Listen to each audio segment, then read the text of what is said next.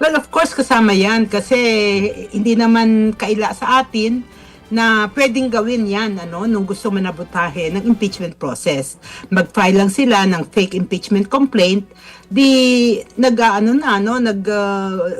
1-year bar will take effect. Yeah. No?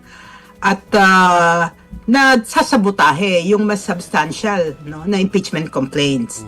Kaya ito actually ayaw nga natin ng parang karera ng daga na paunahan.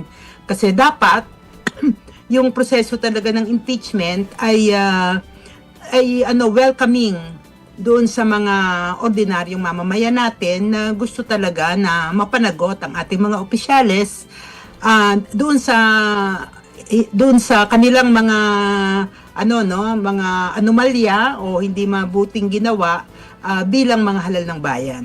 Yeah, pero I think na naranasan nila Ma'am Lisa nung mga nakaraang mga kongreso na meron talaga nagpa-file lalo nung panahon ng GMA na na alam mong hindi uusad pero Bogus. na-file. Oo. Yes, so 'di ba ang kilala si Lozano diyan? Oo, Na yes. almost every year nagfa-file siya ng impeachment complaint Nangunguna-nguna. para harangan. Oo, yeah. Oo, laging ganon. Kaya syempre natututo naman tayo sa karanasan. Yeah. At kahit naman yung Korte Suprema sinabi rin nga na hindi dapat ganon. Yeah. Kaya medyo inayos kung paano yung proseso.